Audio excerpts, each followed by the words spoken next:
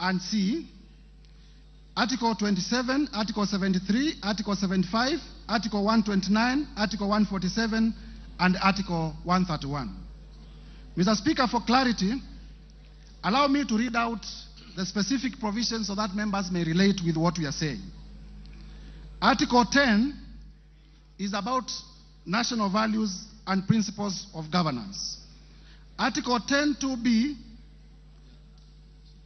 states as follows: the national values and principles of governance include patriotism, national unity, important national unity, sharing and devolution of power, the rule of law, democracy, and participation of the people.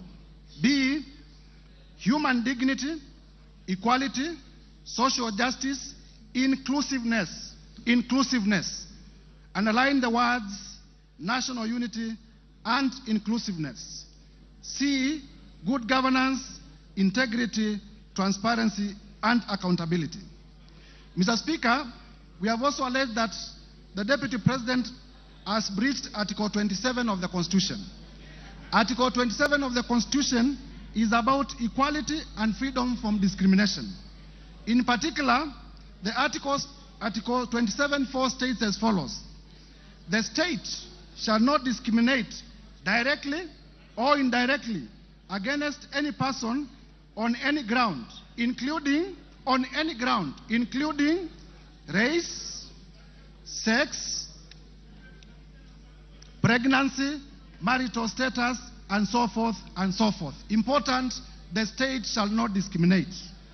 Mr. Speaker, we have also alleged that the Deputy President has breached Article 73(1) of the Constitution. In particular, Article 73(1) is on leadership and integrity, and it speaks to the authority that is assigned to a state officer. And it states as follows: Article 73(1)(a), that the authority assigned to a state officer is a public trust to be exercised in a manner that is consistent with the purposes and objects of this Constitution. Article 73(2)(b) states that the guiding principles of leadership and integrity include objectivity and impartiality in decision making, and in ensuring that decisions are not influenced by nepotism, favorism, underline favorism, other improper motives or corrupt practices. Mr. Speaker, we can go on and on to demonstrate in Article 75,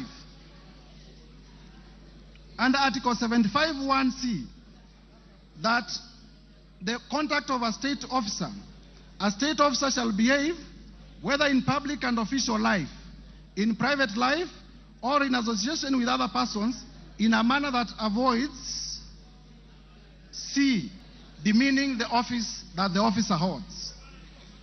Mr. Speaker, I am taking time on this one because it is important to demonstrate that the Deputy President has not lived up to the high calling of the office that he holds, and thus has violated the Constitution. Article 129 is about the principles of executive authority, and particularly we have said that the Deputy President has breached Article 129(2).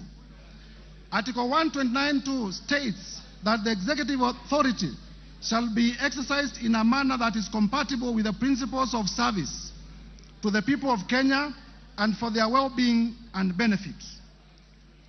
We have also alleged that the Deputy President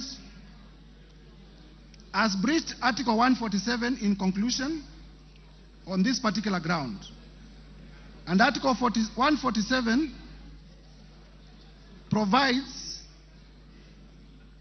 is about the functions of the Deputy President.